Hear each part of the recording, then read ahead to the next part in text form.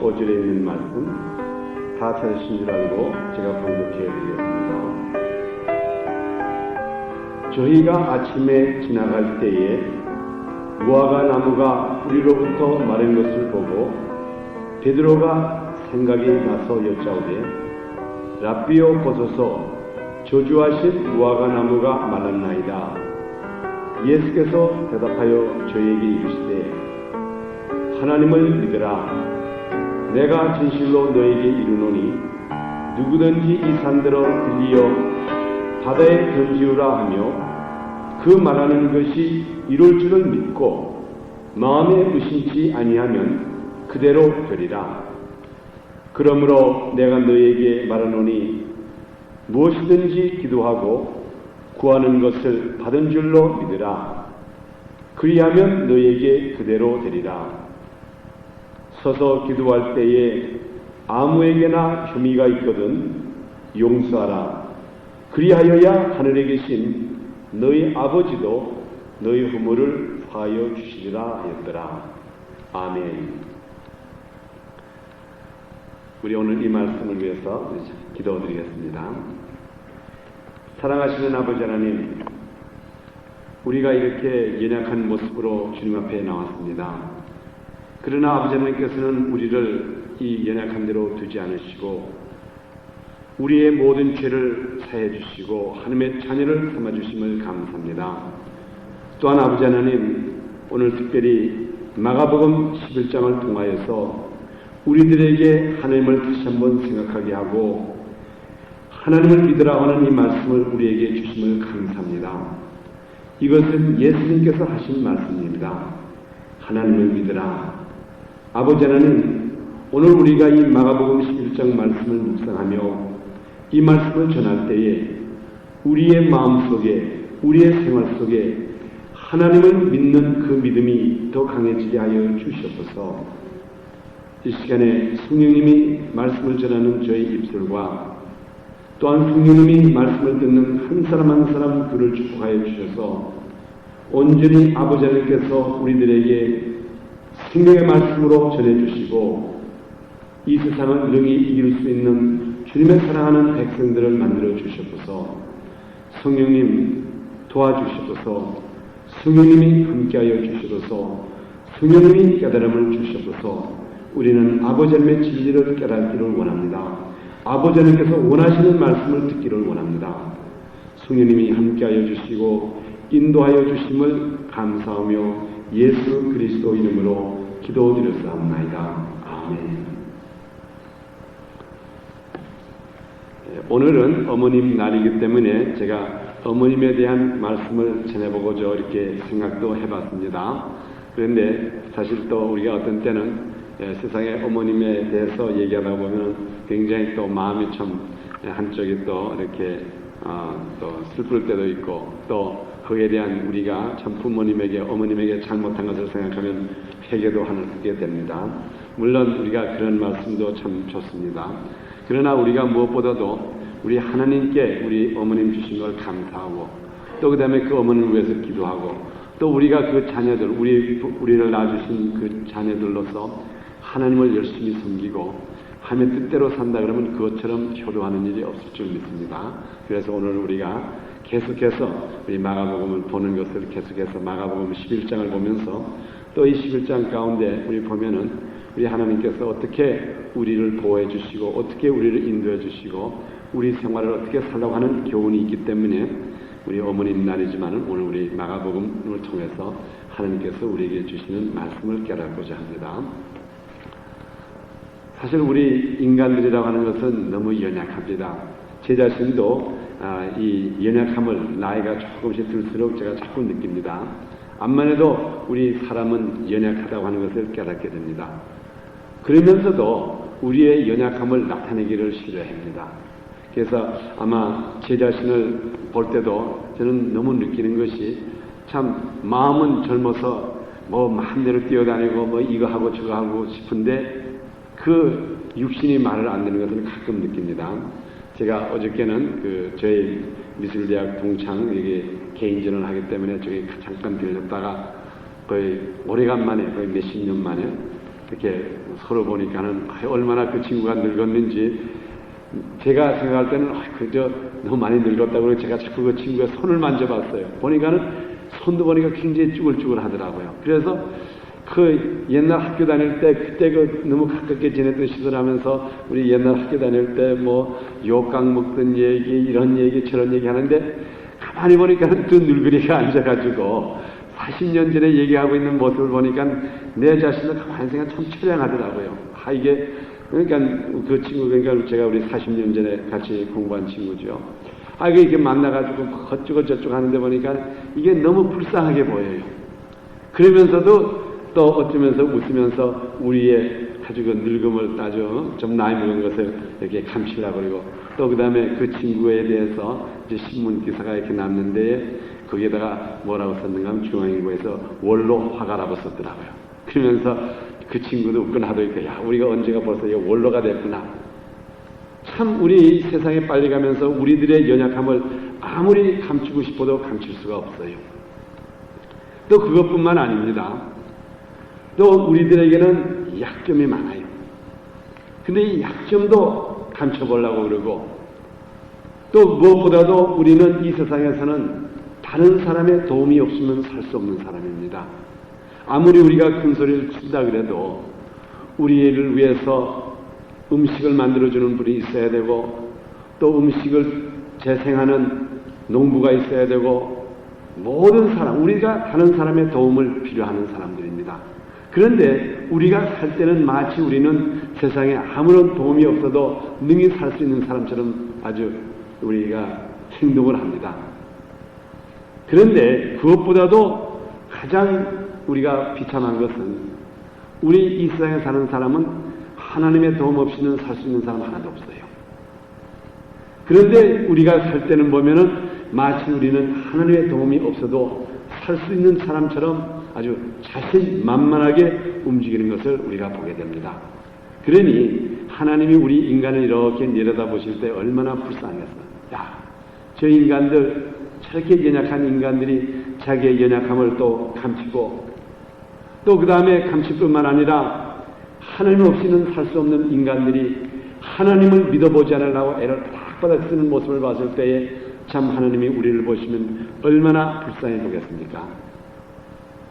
또한 우리가 이 세상에 사는 동안에 우리가 모르는 것도 너무 많아요.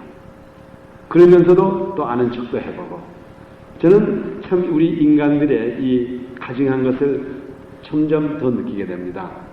그러나 우리 하나님께서는 우리들에게 계속 말씀하십니다.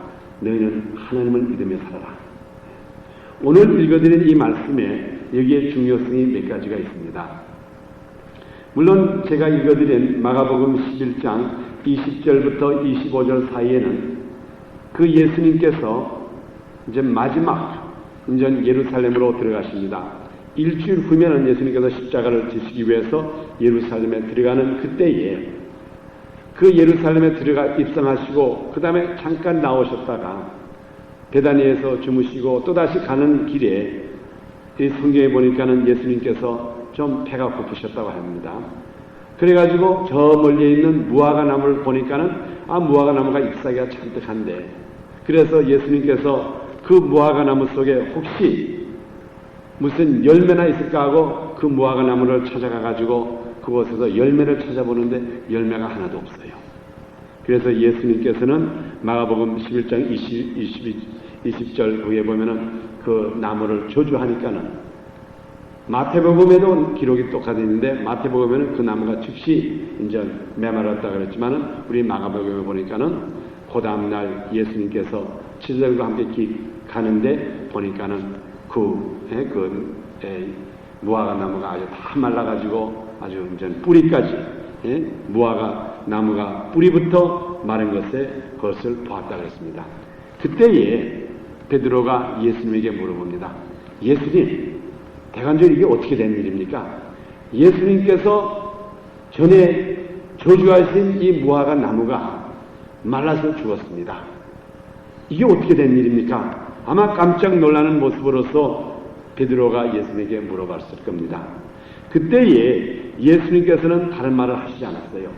이 무화과 나무가 왜 말랐다? 이 무화과 나무가 왜 이렇게 뿌리부터 말랐다, 이것은 내가 왜 저주했다, 이렇게 말씀을 하시지 않으시고, 우리 오늘 승리해 보니까는 예수님께서 하신 말씀은 한마디로 하나님을 믿으라 그랬어요. 무화과 나무를 저주해 놓으시고 그 다음에 하나님께서 하시는 말씀이 하나님을 믿으라. 그래서 저는 이 말씀에 우리들에게 굉장한 교훈이 있다고 봅니다. 왜 예수님께서 이 무화과 나무에 열매를 찾으시다가 또 열매가 없고, 또 마가복음에 보면 그 때가 아니었다 그랬어요. 이 열매가 날 때가 아닌 그 무화과 나무인데, 그 무화과 나무에 열매가 없는 것을 보시고 저주하고, 그 저주하고 된 무화과 나무가 뿌리부터 다 말라붙은 것을 보고 그 원인을 물어보는 베드로에게 하나님을 믿으라. 좀 어떻게 우리가 세상적으로 보면은 동문서답 비슷한 것 같아요. 베드로는 알고 싶은 게 이게 대간적으로 어떻게 돼서, 첫째로 어떻게 돼서 이 무화과 나무가, 왜 예수님은 이 무화과 나무를 저주하셨고 왜 이 무화과 나무가 이렇게 저주를 받아서 죽게 됐습니까? 이것을 알고 싶어서 아마 물었을 텐데 예수님께서는 오히려 하나님을 믿으라. 우리가 여기에 이 말씀을 깨닫기 위해서 조금 여기에 배경을 우리가 한번 말씀을 보도록 합니다. 이 마가복음 11장을 보면은 이 예수님께서 마지막으로 예루살렘에 입성하시는 겁니다. 이제 일주일이면 예수님께서 십자가에서 못 박혀 죽게 되는 것입니다. 그래서 예수님은 그 지금 예루살렘으로 들어가실 때에 우리 성경에 보면은 그때에 제자들에게 가서 당나귀, 저기 가면은 아직까지 사람이 한 번도 타보지 않은 당나귀 새끼가 하나 있는데 그것을 끌고 돌아오너라. 혹시 그 주인이 왜 가져갑니까? 물거든 우리 주님께서 쓰시겠다 하면은 허락할 거다. 그래서 제자들이 가가지고 마침 거기 당나귀 새끼가 하나가 있는데 그 새끼 당나귀를 데리고 이제 옵니다. 그리고 보니까는 그 다음에 거기에 있는 사람들이 자기의 옷을 벗어놓고 그 다음에 나무를 잘라가지고 그 앞에 놓으면서 그 다음에 이제 예수님께서 그 어린 당나귀를 타시고 예루살렘에 입성할 때에 사람들은 호산나 호산나 이렇게 부르면서 그 예수님께 왕이라고 하는 것을 이제 나타내고 있습니다. 그러면 우리가 그 장면을 우리가 한번 생각을 해봐야 됩니다. 사실 그 장면이라고 하는 것은 이 왕으로서의 장면인데 너무나 초라운 아주 좀 보기에 좀 그 연약한 왕에 입성하는 거죠. 그런데 그게 굉장히 우리들에게 상징적으로 가리키는 것이 있어요. 첫째로 예수님께서 아직까지 사람이 타보지 않은, 아직 부리지 아니하고 멍에를 매지 아니한 이 당나귀가 있다 그래서 그 당나귀를 가져오라 그랬는데 왜 예수님께서 백마를 타시던가 또는 멋있는 좀 소래도 좀 큰 소, 또 백마 좀 멋있는 걸 타지 않으시고 아직까지 사람이 타보지 않은 당나귀 새끼를 가져오라 그래가지고 그것을 가졌을까? 우선 그것부터 우리 먼저 생각해 봅니다. 우리 신명기 21장 3절에 보면은 우리 인간들이 하나님께 예물을 바칠 때에 특별히 우리들의 속죄함을 받기 위해서 예물을 바칠 때는 그 어린 송아지를 바칠 때 그 송아지는 아직 부리우지 아니하고 멍에를 매지 아니한 암송아지를 취해가지고 그 송아지를 갖다가 목을 꺾음으로써 아버지 하나님께 예물로 드리게 됩니다. 그래서 우리가 이 죄 사함을 받는 과정 속에서 이 하나님께 예물을 바치는, 다시 말하면 우리의 속죄로서 바치는 이 송아지는 사람이 타보지 않은 것이어야 됩니다. 다시 말하면 일해보지 않은, 멍에를 매지 않은. 그래서 예수님께서는 분명히 왕으로서 입성을 하시지만은 그 가시는 목적이 우리들의 속죄함을 하기 위해서, 우리들의 죄 사함을 받기 위해서 가신다고 하는 것을 벌써 타시는 그 어린 당나귀를 통해서 그것이 나타납니다. 물론 그것이 예수님에게만 해당되는 것이 아닙니다. 오늘 이 말씀은 우리들에게도 해당되는 말씀이에요. 우리가 과연 하나님께 거룩한 산제사를 드리고 우리 자신이 하나님께 바친다 그러면 우리 자신이 세상의 멍에를 매지 말아야 되는 사람이 된다는 것을 이게 가리키는 거예요. 그래서 우리가 로마서 12장 1절에 보면은 그러므로 형제들아 내가 하나님의 모든 자비하심으로 너희를 권하노니 너희 몸을 하나님이 원하시는 거룩한 산제사로 드리라. 이는 너희의 드릴 영적 예비이라 그랬어요. 거룩한 산제사로 드리라. 여기에 거룩한 산제사라고 하는 것은 다시 말하면 사람이 타보지 않고 부리지 않은 멍에를 매지 않은 하나님께 합당한 제사가 되라 이 말이에요. 그래서 이것은 다른 말하면 뭔가 하면 세상의 노예가 되지 않은 사람이야지 과연 하나님께 영광을 드리고 하나님께 제사를 드릴 수 있다고 하는 그 말이 되는 겁니다. 그래서 우리 예수님께서는 이 세상에 오셔가지고 우리 모든 사람들, 이 사람들, 예수님을 쫓아다니는 사람들에게 마태복음 11장 28절에 우리가 잘 아는 말씀, 수고하고 무거운 짐진 자들아 다 내게로 오라. 내가 너희를 쉬게 하리니 나는 마음이 온유하고 겸손하니 나의 멍에를 메고 내게 배우라. 그리하면 너희 마음에 쉼을 얻으리니 이는 내 멍에는 쉽고 내 짐은 가벼우리라 그랬습니다. 다시 말하면 우리가 하나님 앞에 합당하기 위해서는 세상의 멍에를 벗어나야 된다입니다. 그리고 예수님의 멍에를 그 대신 지고 나면은 그것이 우리들을 가볍게 해가지고 우리로 하여금 하나님에게 제사를 드릴 수 있는 하나님의 백성이 된다는 것을 우리에게 가르칩니다. 우리가 이렇게 생각하면은 얼마나 우리가 세상의 멍에를 많이 쥐고 있습니까? 정말 우리 이 세상에 사는 동안에 보면 세상의 짐 때문에 하나님을 섬기지 못할 때가 있어요. 세상의 모든 일을 하다가 보면은 하나님을 섬기는 데 지장이 돼요. 그래서 이 멍에라고 하는 것, 세상의 멍에를 지지 않은 것을 가지고 하나님께 제사를 드리라고 하는 것은 바로 우리들로 하는 말씀이에요. 우리들이 과연 하나님께 영광 드리고 우리가 거룩한 하나님께 산제사를 드리려고 하면 세상의 멍에를 지지 말라 이 말이에요. 정말 우리가 여러분 생활 속에서 신앙생활하면서 얼마나 그것을 많이 느낍니까? 이 세상에 짐이 많을수록 세상에 걱정, 근심이 많을수록 하나님을 섬기는 게 어려워요.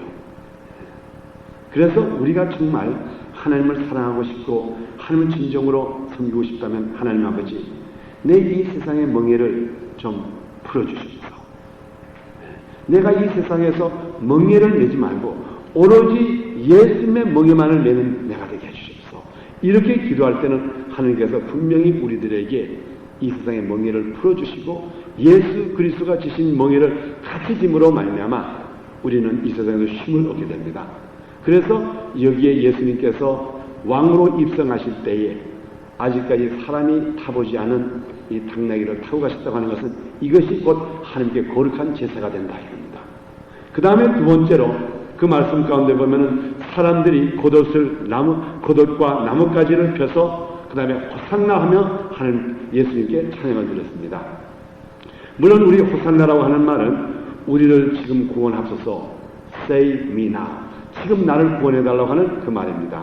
그런데 그때에 많은 사람들이 예수님이 그 어린 당나귀를 타고 가는 그 앞에다가 자기 옷을 벗어놓고 나무를 이렇게 깔아놨습니다.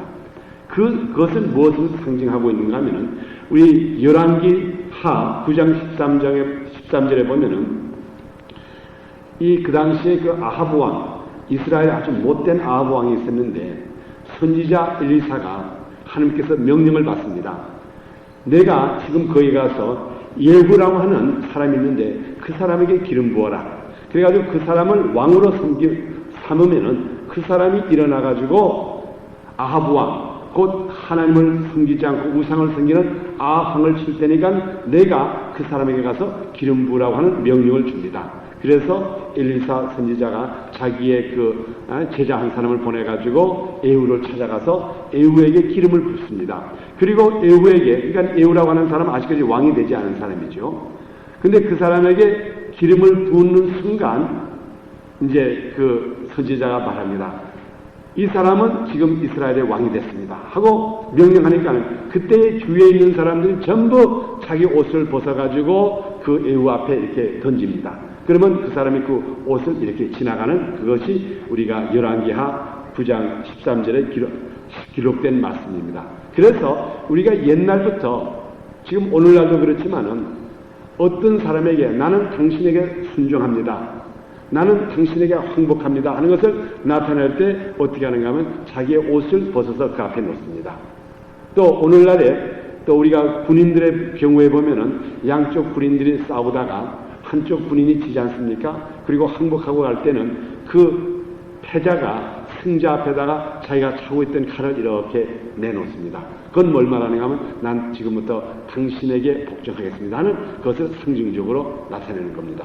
그래서 이 성경에 예수님께서 예루살렘으로 입성할 때에 그때 많은 사람들이 그 옷을 벗어놓고 자기네들은 왜 그러는지는 몰랐겠죠. 그러나 옷을 벗어놓고 그 예수님이 어린 당나귀를 타고 가는 그 앞에다가 이렇게 놓았다고 하는 것은 내가 지금부터 예수님 앞에 당신에게 왕 중의 왕 되신 당신에게 굴복합니다 하는 것을 나타내는 겁니다.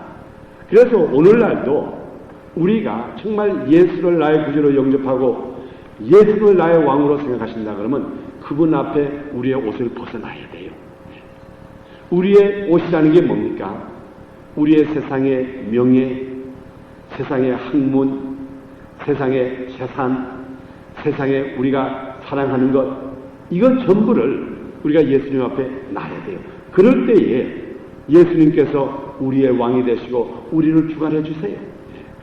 만일 우리가 조금이라도 무엇이 내 것이라고 생각하면은, 그러면은 나는 비록 하나님을 나의 하나님이라 그러고 예수님 나의 구주라 그래도 결과적으로는 나는 나고 예수님이지 나 아무런 상관이 없어요.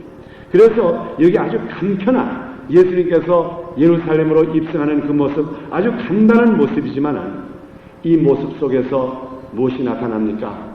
곧 예수님께서는 우리들에게 너희도 나도 하나님 앞에 거룩한 산제사가 되자. 세상에 멍에를 내지 말고 세상에 짐을 지고 가는 사람이 되지 말고 오로지 아버지 한 분만을 바라보면서 사는 사람이 되자 하는 것을 벌써 나타내셨고, 두 번째로는 예수님 앞에는 우리의 모든 것을 내놓자. 우리의 가질 것이 하나도 없다고 하는 것을 나타냈습니다. 그러시고 그 다음에 그 사건을 이렇게 보여주시고 그것을 보여주신 다음에 오늘 무화과나무를 저주하는 것 사건이 벌어진 것입니다. 그래서 우리가 예수님이 지금 어떤 일을 하시고 계시다는 것을 아시고 그 다음에 왜 무화과나무를 저주했는지도 우리가 알아봐야 됩니다. 그래서 이제 예수님께서 그 다음에 이제 성전에 이제 들어가십니다. 예루살렘의 성전에 들어가니까는 그때 마침 성전에 보니까 장사하는 사람들이 있으니까는 예수님께서 성전에 들어가시자마자 막 회차를 가지고 성전에 있는 사람을 다 내쫓고 그 다음에 물건을 파는 사람, 비둘기 파는 사람, 이런 사람들을 막 비둘기 그 통도 없고 돈 가방도 막 엎쳐버리고 책상을 던지면서 아주 그 성전을 갖다가 그 모든 장사하는 사람을 완전히 내쫓으면서 예수님께서 하시는 말씀이 내 집은 만민이 기도하는 집이라 이렇게 소리를 지르셨습니다. 그러면은 바로 그것이 뭡니까? 예수님께서 예루살렘으로 입성하시자 그 다음부터 예루살렘에 있는 성전을 내 집이라 그랬어요. 내 집. My house. 이제 내 것이 됐다 이겁니다. 그래서 우리가 이것을 아주 구체적으로 우리 생활에 적용해 본다면 이것이 곧 무슨 말인가 하면 예수님께서 왕으로 우리들에게 들어오시면은 그 다음부터는 성전이 예수님의 것이 되는 것입니다. 그래서 오늘날에 우리 고린도전서 3장 16절에도 보면 너희가 하나님의 성전인 것과 하나님의 성령이 너희 안에 거하는 것을 알지 못하느냐. 그 다음에 17절에 누구든지 하나님의 성전을 더럽히면 하나님이 그 사람을 멸시하리라. 하나님의 성전은 거룩하니 너희도 그러하리라. 다시 말하면은 우리가 예수 그리스도를 나의 구주로 영접하고 예수님이 나의 왕이 되신다면 그 다음부터는 내 몸이 바로 누구 것이 되는가 하면 예수님의 것이 돼요. 그리고 예수님의 성전이 되고, 그래서 우리가 예수님께서 성령으로 말미암아 항상 청소 작업을 하시는 거예요. 항상 깨끗이 하시고. 그래서 우리가 이 몸이라고 하는 이 육신의 몸이라는 것은 예수님이 거하시는 성전이에요. 성전. 성령님이 거하시는 성전. 우리 하나님이 함께 하시는 성전. 그렇기 때문에 이 성전이 매번 깨끗함을 받는 이러한 역사가 예수님을 우리가 왕으로 모시게 되면은 그 다음부터 시작된다 이 말이에요. 이게 사실은 간단한 일 같지만은 이 청소 작업을 누가 하셨습니까? 예루살렘의 성전에 들어가서 청소 작업한 것은 거기 있는 사람들이 한 것이 아니에요. 예수님이 직접 회차를 가지고 하셨다고요. 그래서 우리가 예수님을 왕으로 모시고 예수님을 나의 구주로 모신 그분들은 성령님이 우리들에게 와서 우리를 깨끗해 주세요. 저는 한 가지 참 감사한 것은 제가 물론 믿는 사람 집에서 집안에 태어났기 때문에 물론 우리가 뭐 담배 핀다든가 뭐 이렇게 못된 짓을 그렇게 많이 한 것은 같지 않습니다. 그러나 저에게는 과거에 참 술을 즐겨하는 아주 좀 버릇이 있었는데 제가 가만히 생각해봐도 제가 거듭난 다음에 이것을 깨끗이 청소해 주신 분이 하나님이었지 정말 내 힘으로는 안 됐어요. 근데 정말 거듭나더니 그다음부터 순간적으로 깨끗해지고 또 제 마음속에 얼마나 저는 물론 여러분 보시기에는 참 박 목사는 참 사람이 저를 보고 다 좋대요. 어쨌든 저를 보고 나쁘다고 하는 사람이 없더라고요. 참 좋다고 하는데 제가 제 자신을 알아요. 제가 얼마나 교만한지 제가 얼마나 우뜸이 되고 좋아하는지 하여간 제 자신도 어떤 데 볼 때 참 내가 이렇게까지 했을까. 어쨌든 제가 얼마나 명예를 좋아했든지 제 자산을 다 팔아가면서 국회에도 나가보고 또 그것도 한 번 나간 것이 두 번이나 나가보고 또 야구협회 회장을 7년이나 했는데 그걸 갖다가 야구협회 회장 하는데 그 회장 자리를 뺀다고 하는 사람 얼마나 내가 모략중상을 해가지고 그 사람 7년 동안 못하게 해가지고 내가 7년을 해먹었다고요. 또 여기 초창기 우리 나성 여기에 체육회를 만들 때도 제가 거기 아주 초대에 거기 부회장을 하면서 내 자리를 누가 뺏을까봐 그냥 모략중상을 하고 하여간 보기에는 여러분 보기에는 참 박 목사 순회 빌더니 이 속에는 얼마나 구렁이가 들어있는지 남이 잘 되는 거 보고 견디질 못해가지고 어쨌든 간에 떠연해가지고 내가 앞장서려고 하는 전데 제가 예수 그리스도를 나의 왕으로 모시고 예수 그리스도를 나의 구주로 영접하니까 그것이 난데없이 예수님이 오셔서 싹 씻어버렸어요. 마치 그 성전에 들어와서 장사하는 사람을 그냥 회초리로 그냥 내쫓은 것처럼 싹 내쫓아내니까 지금 생각도 없어. 오히려 참 내가 어리석었구나 하는 생각이 나지. 그래서 우리 예수님이 우리가 예수를 나의 구주로 영접하고 예수를 나의 왕으로 모시면은 이것도 얼마든지 해주세요. 그래서 이 마가복음 11장에 있는 말씀은 예수님이 왕으로 승천하시더니 우리들의 모든 죄악도 없어질 뿐만 아니라 우리가 하나님께 거룩한 산제자를 될 수 있도록 우리들의 세상의 멍에도 풀어주시고 그 다음에 그뿐만 아니라 우리로 하여금 예수님 앞에 항복하게 해가지고 예수님이 우리들에 들어오셔가지고 이 우리 예수님이 거하시는 성전 이것을 아주 깨끗이 청소해 주시더라 이 말이에요. 이러한 예수님이 이제는 세상의 길을 걸어가시는데 갑자기 배가 고프셨다 이 말이에요. 다시 말하면 예수님의 필요성이 생겼어요. 여기에 물론 우리 예수님은 하나님이시기 때문에 하나님은 배도 안 고프셔도 되고 잡혀도 되고 앉아서도 됩니다. 그런데 분명히 성경 말씀에 보니까는 예수님께서 그때에 배가 잠깐 고프셨다 그랬어요. 그래서 무화과나무가 있는데 무화과나무를 보니까 그게 잎사귀가 차색하기 때문에 예수님이 그곳에 가가지고 열매가 있는가 하고 이렇게 보니까는 열매가 하나도 없어. 그러니까 그 당시에 예수님이 그것을 저주를 했어요. 물론 예수님이 그것을 저주 안 해도 될 수 있는 일이고 또 예수님께서 그 무화과나무에 열매가 없어도 예수님이 굶어가지고 배가 고파서 하면서 고통하실 분은 아니에요. 그렇다면은 분명히 그 가운데는 우리들에게 가르치는 교훈이 있어요. 그냥 예수님이 인간적으로 배가 고파갔는데 그곳에 열매가 없으니까 홧김에 그냥 저주한 것 이런 게 아니에요. 우리들에게 하나님의 자녀가 되고 예수님을 나의 구주로 영접하고 예수님을 나의 왕으로 모신 우리들이 앞으로는 어떻게 살아야 된다는 것을 우리에게 가르쳐 주신 교훈으로서 아마 제 생각에는 분명히 예수님께서 그 무화과 나무에 열매가 없는 것을 알았을 거라고요. 왜 하나님이신지 그걸 모르겠어. 전부 그러나 전부 하신 이는 우리들에게 무엇을 가르쳐주고 하는 교훈이 거기 있어요. 그래서 베드로가 그 교훈을 깨닫고자 해서 예수님에게 이거 어떻게 예수님께서 이 무화과 나무를 저주했습니까? 그때 예수님께서 하신 말씀, 하나님을 믿어라. 지금부터 내가 하나님을 믿고 살아라 하는 이 말씀 하시게 된 겁니다. 그래서 오늘 이 말씀 가운데 우리가 여기서 한 두어 가지만 우리가 깨달고자 합니다. 우리가 분명히 깨달아야 될 것은 우리 하나님께서는 이 세상에는 모든 자연을 하나님의 역사는 도구로 사용한다는 것을 알아야 돼요. 우리 성경에 보면은 마가복음 6장 45절에 보면은 예수님께서 물 위로 걸어가신 그것을 기록이 되어 있습니다. 여러분 한번 이런 생각을 해보신 적이 있습니까? 예수님께서 마가복음 6장 45절에 물 위로 걸어가셨다고 했어요. 왜 물 위로 걸어가셨을까?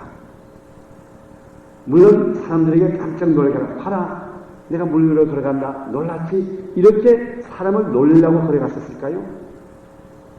저는 이 말씀을 오늘 마가복음 11장과 연결해 봤을 때에 예수님께서 물 위로 걸어가신 것은 나는 물도 사용한다.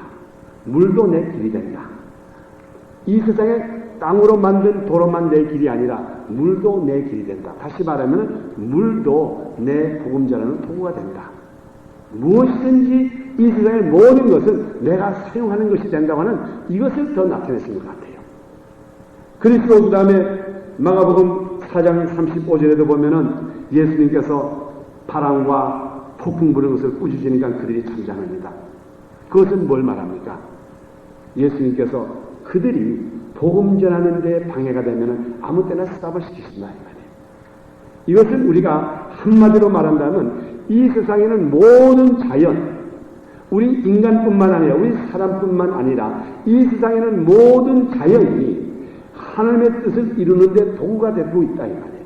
그런데 이것이 도구가 될 때는 하나님께서 귀히 여기시고 도구가 되지 않을 때는 이것을 처리하신다 이 말입니다. 그래서 이 예수님께서 이 무화과 나무를 찾아갔을 때에 예수님께서 배가 고프셔가지고 그 배고픈 것을 충당하시기에 갔다고 하는 건 무슨 말인가 하면 무화과 나무야 내가 나와 나의 제자들의 복음 전하는데 협조하는 음식으로 협조하는 도구가 되라 하는 그런 면으로 무화과 나무를 사용하려고 했는데 가보니까 쓸모가 아무것도 없더라 이 말이에요. 그래서 과연 이 무화과 나무는 그 당시에 물론 예수님 한번 생각해 보세요. 예수님 혹시 그곳에 무화과 나무에 열매가 있었다 그러면은 예수님만 혼자 따가지고 혼자 잡수실까요? 거기 갔다가 지자들에게도 다 넣어가지고 자 이것으로서 우리 육의 양식을 먹고 우리가 열심히 가서 복음 전하자 아마 분명히 그랬을 거라고요. 무화과 나무가 예수 그리스도와 그 지자들의 복음 전하는 도구가 될 수가 있었는데 이 무화과 나무가 오히려 도구가 되지 않았다 이 말이에요. 그러니까는 도구가 되지 않는 것은 필요 없어. 이런 면으로서 저주한 것은 사실일 것 같아요. 그런데 여기에 좀 더 구체적으로 보면은 한 가지 분명히 알 수 있는 것은 무화과 나무에 잎사귀는 있었는데 열매가 없다고 합니다. 제가 여기에 대해서 주석을 여러 군데를 찾아봤습니다. 마태복음에는 이 때라는 한 말이 없는데 마가복음에는 무화과 씨가 아니었다고 했어요. 무화과 날 때가 아니었어요. 그런데 이 무화과의 그 특성이 있다고 합니다. 이 주석에 보니까는 이 무화과 나무는 다른 나무와 조금 달라요. 어떤 면이 다른가 하면은 이 무화과 다른 나무들은 열매가 맺기 전에 잎사귀가 웅성하면서 그다음에 꽃이 피고 이제 열매가 나옵니다. 그런데 이 무화과 나무는 특별히 이스라엘에 있는 이 무화과 나무는 열매가 먼저 맺힌다고 합니다. 잎사귀보다 열매가 먼저 맺히고 그 다음에 열매가 이제 나기 시작하면은 이 열매를 보호하기 위해서 열매가 이제 이제 이스라엘은 그 새가 그렇게 많대요. 조그만 참새 같은 것들이. 그래서 이 무화과 나무는 이제 이렇게 이제 나무에 이제 열매가 맺기 시작하면 그때부터 이 잎사귀가 나기 시작한대요. 그래가지고 잎사귀가 그 속에 있는 열매를 새들이 와서 먹는 것을 커버하고 또 햇빛이 너무 쪼이지 않고 커버하기 때문에 이 무화과 나무에 열매가 있다고 하는 것은 뭘 말하고 그 속에 무화과 나무의 잎사가 부성하다는 건 뭘 말하는가 하면 그 속에 열매가 있다는 것을 가리키는 거래요.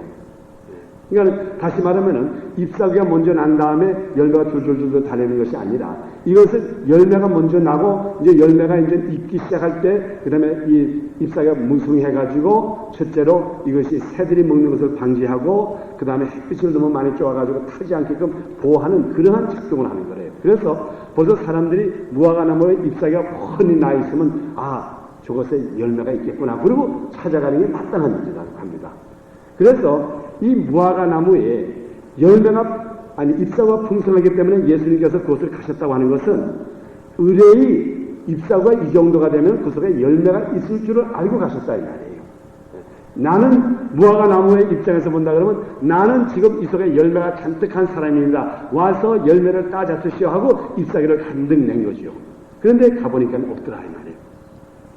그래서 여기에 우리가 두 가지를 한번 생각해 볼 필요가 있습니다. 첫째로 열매가 없어졌어요. 그러면 이 열매가 없어졌다고 하는 것은 원인이 두 가지 중에 하나입니다. 잎사귀가 났다고 하는 것은 분명히 그 속에 열매가 있다고 하는 말인데 그 속에 있어야 될 열매가 어디 갔을까요? 우리 성경에 보면은 씨 뿌리는 비유라든가 여러 곳에 보면은 이 새들, 특별히 성경에 나타나는 새들은 마귀로 상징이 돼서 나옵니다. 그래서 씨를 뿌려놨을 때에 새들이 와서 그걸 집어먹어요. 또 이 무화과 나무의 특성 중에 하나는 뭔가 하면 이 무화과 열매가 이렇게 있을 때에 그 열매를 새들이 그걸 굉장히 좋아한다고 합니다. 아주 씨 같은 것들을 많고 그래가지고. 그래서 이 새들이 와서 먹지를 못하게 하기 위해서 방지하는 것이 이제 잎사귀인데 다시 말하면은 이 무화과 나무에 잎사귀는 많지만 열매가 없다는 건 그 중에 하나는 무슨 말인가 하면은 새들이 와서 먹어버리고 아무것도 없어졌다 이 말이죠. 그래서 저는 이 말씀을 볼 때에 이것은 바로 마귀들이 와가지고 이 무화과나무 열매를 다 먹어버렸구나. 잎사귀가 잎사귀 짓을 못하고 결과적으로 마귀 밥이 됐구나. 그러니 이왕 마귀 밥이 되는 것은 쓸모가 없구나 해가지고 예수님께서 그 나무를 저주하지 않을까 하는 이러한 주석가들이 요즘 굉장히 많습니다. 그래서 이 무화과 나무가 잎사귀는 있어도 열매가 없다는 것은 이것이 새들에게 쪼임을 받아가지고 마귀의 밥이 됐습니다. 저는 우리가 이것을 또 확실히 알 수 있는 것은 특별히 사도행전 5장에 보면은 아나니아와의 삽비라와 대한 얘기가 있습니다. 그럼 아나니아와의 삽비라고 하는 사람은 예수를 믿기로 결정하고 그런데 그가 성령을 거짓말을 시켜가지고 성령을 속이고 하니까는 그때 베드로가 그에게 꾸중을 할 때에 아나니아와 삽비라가 죽어버리고 말았죠. 또 우리가 고린도 전서에도 보면 우리가 인간이 육신으로 죄를 지었을 때 특별히 예수 믿는 사람, 하나님의 자녀된 사람이 육신으로 죄를 지었을 때 그 육신을 쳐서 육신은 멸망시키지만 영혼을 살리는 이러한 얘기가 있습니다. 그래서 이 어떤 면에 보면은 이 열매가 없다고 하는 것은 뭔가 하면 새에 쫓아서 마귀에게 지켜먹었으면은 이것은 필요성이 없기 때문에 그걸 잘라버린다고 하는 이러한 상징적인 거기에 뜻이 나옵니다. 그 다음에 두 번째로서 이 열매가 없었다고 하는 것은 또 무엇을 말하는가 하면 이것이 속에 열매는 없으면서도 거중만 잔뜩 열매 있는 것처럼 속였다고 하는 것이 우리가 이렇게 말하게 됩니다. 오늘날 우리가 이렇게 가만히 신앙생활을 하다가 보면은 정말 이 세상에 있는 많은 예수 믿는 사람들, 많은 교회들 얼마나 풍성하게 보입니까? 교인도 많고 건물도 많고 모양은 다 있는데 그것에 능력이 없을 수가 있어요. 아마 이것이 예수님께서 보실 때는 만일 예수님이 어떤 교회가 성도도 많고 건물도 많고 재산도 많은데 그 속에 성령님의 역사가 없다 그러면은 아마 하늘에서 하나님이 그 나무를 볼 때는 마치 무화과 나무처럼 잎사귀는 수두룩하고 그 속에 열매가 있을 것 같은데 열매가 없을 때는 하나님께서 그걸 치실 수가 있다 이 말이에요. 이러한 상징적인 뜻이 있습니다. 그래서 여러분이 이 디모데후서 3장 1절과 5절 사이에 보면 이런 말씀이 기록이 되어 있습니다. 내가 이것을 알라 말세에 고통하는 때가 이르리니 사람들은 자기를 사랑하며 돈을 사랑하며 자궁하며 교만하며 쾌락을 사랑하기를 하나님 사랑하는 것보다 더하며 그 다음에 5절에 보니까는 경건의 모양은 있으나 경건의 능력을 부인하는 자니 이 같은 자들에게서 내가 돌아서라 그랬어요. 우리가 과연 예수 그리스도로 말미암아 거듭났고 우리 자신이 성령이 거하는 전이라 그러면은 또한 우리가 교회라 그러면은 우리 안과 밖이 똑같아야 된다고요. 고정만 예수 믿는 사람처럼 거룩한 모습 있고 또 교회로서 모든 것은 가깝지만은 속에 가면은 아무것도 없습니다.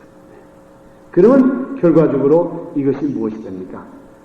예수님께는 아무런 쓸모가 없는 것이 돼가지고 침을 받게 되는 거예요.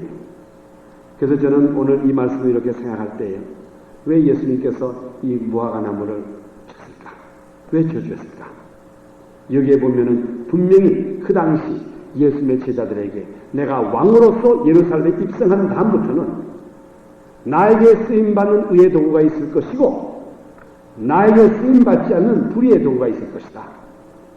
쓰임받는 도구는 계속해서 내가 사용할 것이고 너희가 무엇이든지 강구하면 이루어지는 이런 능력이 나타날 것이고 나에게 쓰임받지 않는 것이면 불의의 도구이면 여지없이 잘라버린다 하는 이런 결단의 메시지가 마가복음 11장에 기록된 것이에요. 특별히 오늘날 주님 오신 날 가까운 이때에 하나님께서는 우리들에게 결단을 하시기를 원해요. 내가 과연 내 제자고 내가 과연 나를 의지하고 산다면은 지금부터는 세상의 멍에를 내지 말고 오로지 나만을 의지하고 살아라. 그리고 나의 의의 경기가 되달라. 나와 함께 하자. 그리고 나에게 쓰임받지 않고 아무런 효과가 없는 것은 지금부터 내가 잘리리다 하는 이러한 엄청난 메시지가 이곳에 기록된 것을 믿습니다. 여러분, 이 마가복음 11장에 이 무화과 나무를 저주한 이 비유를 저도 과거에는 그냥 슬쩍 지나가는지 말씀으로 봤지만은 마가복음 11장 전체로 읽을 때에 여기에 얼마나 우리들에게 강한 메시지가 있는지 이 무화과 나무를 저주하신 예수님이 하나님의 도구로 사용하기 위해서 기도를 하고 그 사람을 찾아갔을 때 그 나무를 찾아갔을 때 예수님이 실망하시면 그것을 무화과 나무를 자르는 것처럼 우리는 안 자를 것 같아요. 만일 예수님이 우리를 찾아오셔가지고 내 모습이 크리스천이라고 하는 모습을 가지고 있고 내가 예수 믿는 사람이요 내가 목사요 내가 장로요 전도사요 집사요 하는 이런 모습 세상의 모습은 멋있게 가지고 있는데 직접 예수님이 찾아오셔가지고 나를 사용하고죠 음식에 사용하고죠 어떤 모습으로 사용하고죠 이렇게 뒤져보니까 속에 아무것도 없어 텅 비어있어. 무화과 나무를 저주해가지고 뿌리부터 마르게 하신 그 예수님이 오늘날 너는 열매가 없어도 괜찮아. 잎사고만 쓰러져도 괜찮아. 놔두실까요? 여지없이 자르시죠. 그래서 우리는 지금부터 이 예수 그리스도가 왕으로 오신 이후부터는 지금부터는 우리가 거중만 크리스천이 될 뿐만 아니라 속까지 이 속에서 성령의 역사가 나타나야 돼요. 그런 사람들에게 예수님께서 하시는 말씀이 하나님을 믿어라. 그리고 너희가 무엇이든지 강구하고 그것을 받은 줄 알고 믿으면 그것이 되리라. 지금부터 너희가 나를 믿고 살자 이 말이에요. 세상의 몽해를 다 벗어났고 세상의 모든 걱정을 벗어났고 지금부터 너희가 나를 의지하고 사니 이제 지금부터 너희가 무엇이든지 구하고 그러면 이루어집니다. 단지 제발 거죽과 속이 다른 사람이 되지 말아라. 크리스천이 거죽이라 그러면 속까지 크리스천이 되라. 잎사귀만 산뜻하고 열매가 없는 무화과 나무가 돼서 조주받지 말고 우리가 거죽의 크리스천이고 예수 그리스도의 능력을 받았고 예수 그리스도의 이름의 권능을 받았다 그러면은 지금부터 속에서도 막 나타나가지고 그럴 때는 너희가 무엇이든지 강구하면은 그것을 받은 줄로 하고 하면은 하나님께서 능히 이루어 주시니까는 지금부터 하나님을 믿고 사는 사람이 되라. 이것을 보지 않았느냐? 이게 바로 예수님께서 베드로에게 주시는 경고였다고요. 베드로는 그 원인을 알고도 왜 이랬습니까? 왜 이랬습니까? 할 때 예수님께서는 아무 말도 안 하시고 하나님을 믿어라. 지금부터는 하나님을 믿고 살 때가 됐다 이 말이에요. 그래서 오늘 여러분 이 말씀을 깊이 묵상하시면서 예수님은 드디어 사망의 권세를 이기시고 왕의 왕이 되시고 예루살렘에 들어오셔서 그 성전을 자기 것으로 다시 소유하신 예수님께서 지금 나를 소유하셨어요.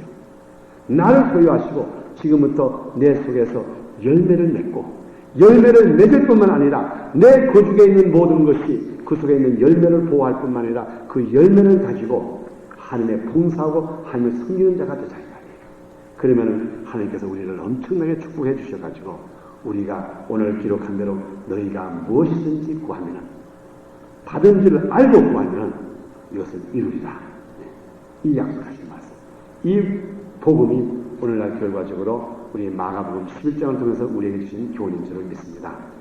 오늘 여러분 이 말씀을 깊이 묵상하시고 내가 크리스천이라고 하는 이름을 가지고 있고 내가 하나님의 자녀라고 하는 이름을 가지고 있습니다. 이게 꼭 잎사귀나 똑같아요.